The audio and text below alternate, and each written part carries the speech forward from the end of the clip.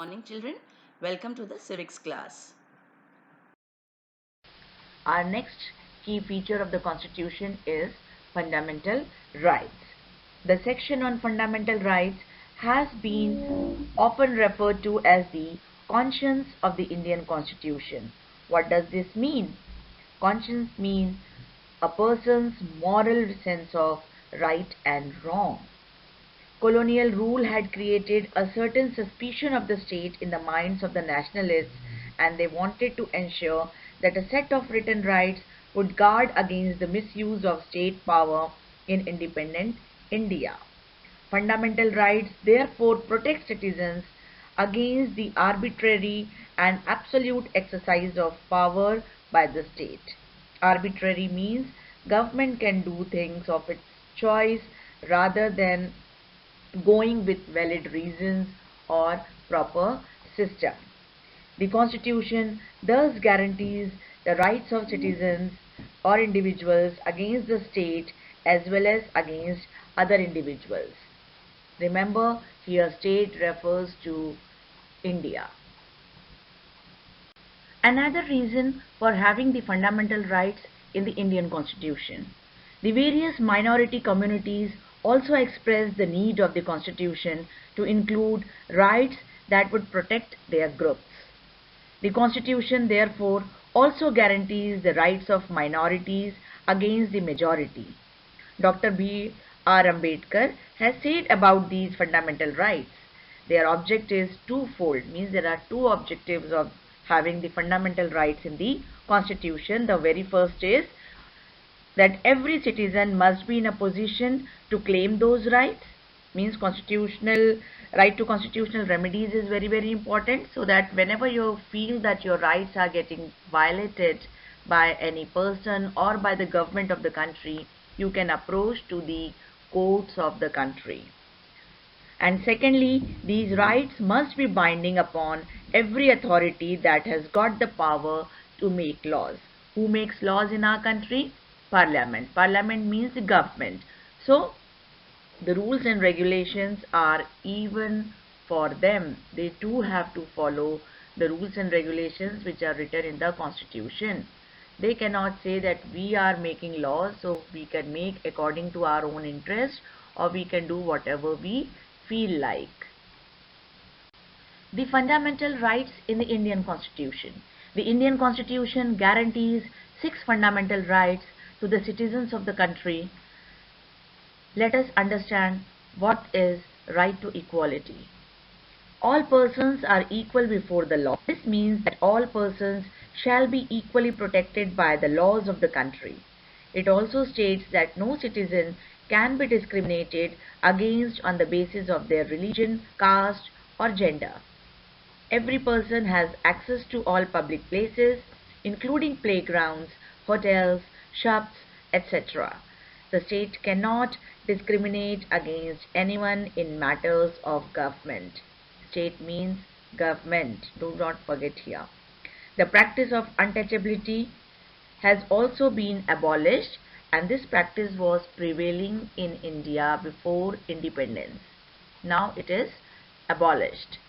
We do not have this practice in our country now. The next right in the Indian Constitution is right to freedom. This includes the right to freedom of speech and expression. This is a very essential feature of any democracy. Our ideas and personality develop only when we are able to freely communicate with others. You may think differently from others. Am I right? Yes, we think differently for any particular thing. Your thinking is different, my thinking is different, so that we can discuss it openly with anyone, whether your parents, your teachers, your friends. Even you can criticize the working of the government under this right to freedom of speech and expression. The right to form association, when a group of people are joining or organizing for a joint purpose, that is forming associations.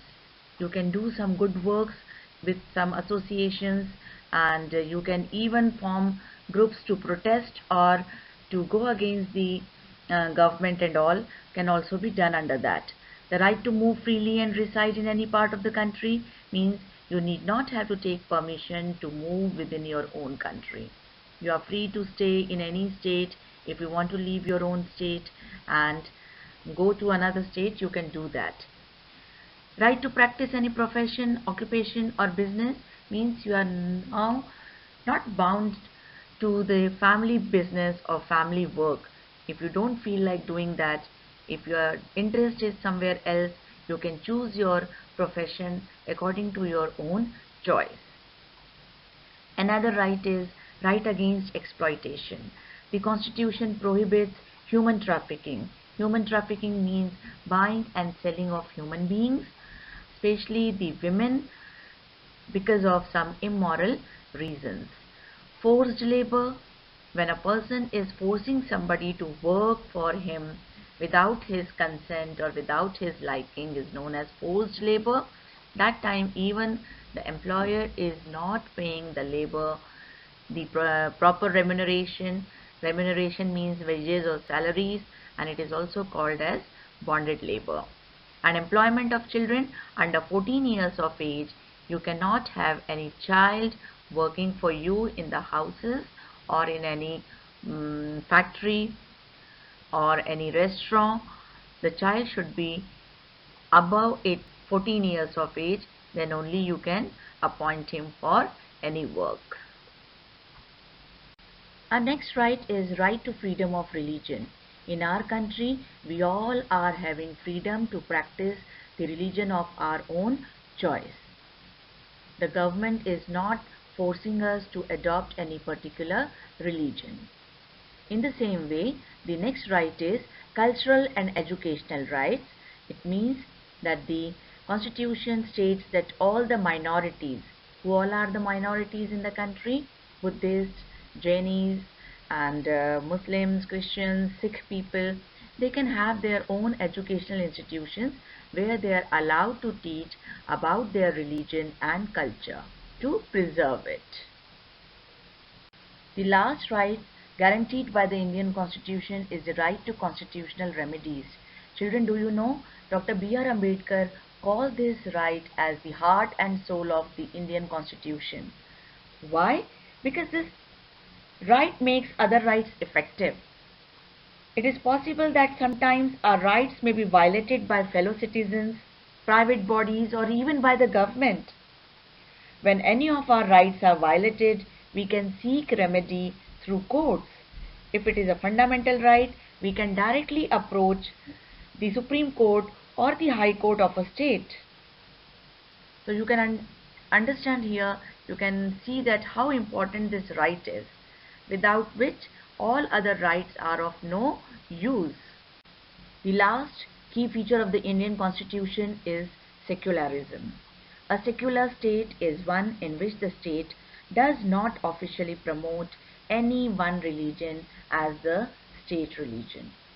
As I told you before, in our country, the government of India do not tell us to adopt any one particular religion.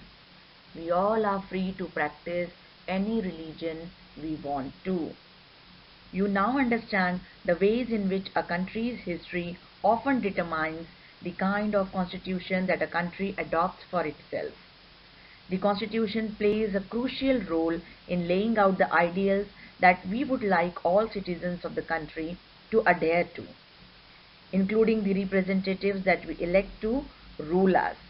Indian Constitution has been changed over the years to reflect new concerns of the polity. Often a major change in the Constitution means a change in the fundamental nature of the country. We saw this in the case of Nepal and how it needs to adopt a new constitution after it has recently become a democratic society. We discussed the fundamental rights which are guaranteed by the Indian constitutions. Just to enjoy rights, we have to perform some duties also towards our nation. Find out the fundamental duties and discuss with your parents, and here some of the difficult terms and their definitions are given for your clear understanding. Thank you, children.